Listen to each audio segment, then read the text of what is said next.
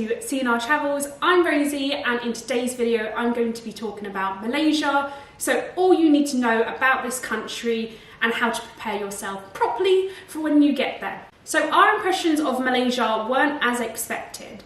I'm not entirely sure what we expected, but it wasn't that. So it is quite westernized. So going from the airport to our accommodation in Kuala Lumpur, it felt like we were back on English roads, which was very bizarre. In terms of what you can do in different places, or where we went specifically, we went to Penang in the north, and then we went to Malacca in the south, so just before Singapore. Both of these places are very cute. Both of them are very small towns. They've got beautiful decorations. Penang is a little bit more, I'd say, aesthetically pleasing probably, and then Malacca is a little bit more historical. Both places relatively similar, but also very different in what they give you. Kuala Lumpur itself, we just couldn't get along with it. For some unknown reason, we went there quite a few times. It was like, we're set aside 3 days, 2 days, and we just couldn't get out. So I don't know whether or not it was just we didn't feel right, or whether it was just burnt out and we just needed a few days off. And then finally, we went to Borneo, which is the island next to Malaysia. So Borneo, at the top part is Sabah, and that's the Malaysian part of it. It is known to be jungle-based. Kota Kinabalu, we went there and I expected it to be jungle-based. It is not. But if you carry on into mainland Borneo, it gets more jungle, and that's where you get to the river cruises, and it is a must if you have the money. For visas, it's similar to Thailand, that if you're a UK citizen, you get an exemption for your visa. We are very lucky in Malaysia that we are given 3 months exemption, so it means it's totally free. If you are of different nationality, I would suggest going on your government website or Passport Index just to double check what you would need visa-wise for this country. When it comes to SIM cards, when we arrived in Kuala Lumpur airport, we found lots of small little stores that offered loads of SIM card options. We went with Diggy just because it gave us the best value for money. Make sure that you're looking around just to do exactly that. Look to see if you can get the best deal possible. We got 2 SIM cards for 30 days, and that came to 52.20 ringgit, 52.50 ringgit. I'll put it down. Food will be the most significant expense in Malaysia. If you're someone like us who's traveling around Southeast Asia, or if you're someone like me specifically who's quite picky, the pricing will... So going from, let's say, £2 to £5 in places like Thailand and Vietnam, then moving into Malaysia where you're paying about maybe £6 to £9 a meal, it does make quite a bit of a difference. But saying that, in reality, this amount of money for a meal is very cheap in relation to England. Another charge that you might need to keep in mind is to do with accommodation in places like Malacca and Penang. So we had to pay a mandatory charge on top of our accommodation per night, per room. So in Malacca, you'll be paying a heritage charge, and in Penang, you'll be paying a local government tax, and this will be 2 ringgit on top of your accommodation. You'll then also have to pay, for both of these places, 10 ringgit for tourist tax. So in total, you'll be paying 12 ringgit on top of your accommodation. So even though it doesn't seem like a lot, it can add up quite quickly, and if you're someone on a tight budget, it might just be something to keep in mind. During our 27 days in Malaysia, we went to mainland Malaysia and we went to Sabah, Borneo. In both areas, we had places that we liked and other places that maybe we didn't like.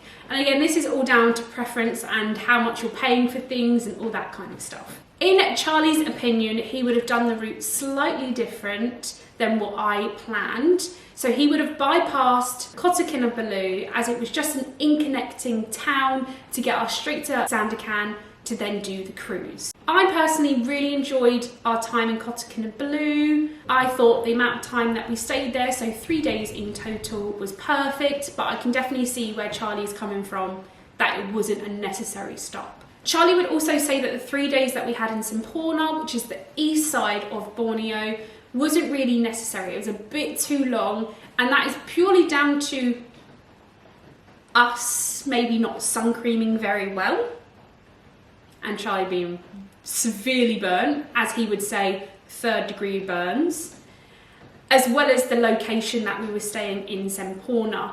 So we would have a totally different opinion, I'm sure of it, if we just sun creamed a little bit better, and also if we stayed on one of the islands in that marina area. Yes, it would have been a lot more expensive, but we probably would have enjoyed that time a little bit more. So to conclude that, it's our fault for cutting corners.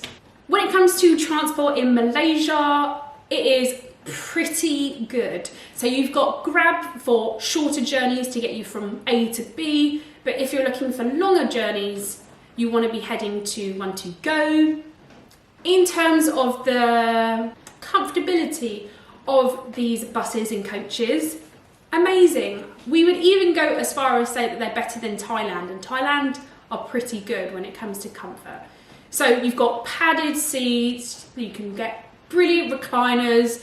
Most of them don't have a lot of people on as well, which is amazing, so you kind of can spread out. And yeah, generally, you won't have much issues with them.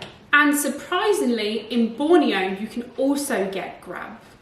It might just be a little bit more hard to come by, but you can still get it. And then so in terms of short journeys, you'll be paying about 7 ringgit per journey, and for longer ones we paid a maximum of 120 ringgit. So that was from Semporna all the way to Tau.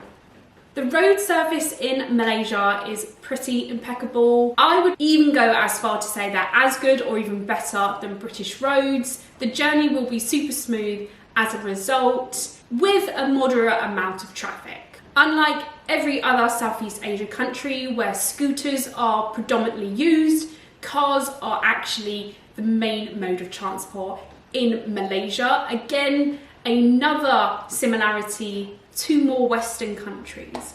When it comes to the weather, we had pretty good and sunny weather throughout our time, although it did have a slightly weird tendency to rain at 3 p.m. Not quite sure why, but like clockwork, almost every day. Bizarre. However, when we moved into Sandakan, so Borneo, it was a different story. It rained practically every day, quite a lot, without much give. Fortunately, when we were actually on our river cruise, it didn't ruin too much of it. The rain wasn't as relentless as it had been, so it meant that we could enjoy seeing all the jungle animals and had pretty good visibility throughout that. And so if you're thinking when is the best time to go to Malaysia, it will be April to May, and it is purely because it is just drier during that time. If you're curious about the language barrier in Malaysia, do not worry, because there isn't much of a barrier at all. In places like Malacca and Georgetown, you will have absolutely no issues when it comes to speaking English or communicating with anyone. It is, however, more of an issue in, weirdly, places like Kuala Lumpur, and it might just be similar to how Bangkok was. Not all of the area is reliant on tourists. We also did go to a place in Sandakan where we ordered some food with a family that knew minimal English, but despite that we got some chicken and rice and it was pretty good. I tell a lie, it was okay. In mainland Malaysia, self-service laundromats are very accessible. You'll find them in most big areas like Malacca, Penang and Kuala Lumpur. You will even find them in Sabah. So despite it being jungle, there will be a laundromat there. We found one in Semporna, and on average we spent about 70 ringgit on all the laundromats we used over the 27 days. And if you're new here and you're thinking, I heard her speak about Thailand and Vietnam, does she have any other information on that? You are correct. So we have obviously our YouTube channel and we have playlists for each Southeast Asia country. And we also have a brand spanking new website, which I'm very proud of. And if you want even more information in terms of itineraries and things to do, then head over to that. It is in the making at the moment, so if you go there and it's not all done up, bear with me, but it will be there very, very soon. that is it for today's video. If you are still interested in seeing other countries that we went to and information on those, the next couple of weeks we'll be doing exactly that and then moving on to something new. So, see you then.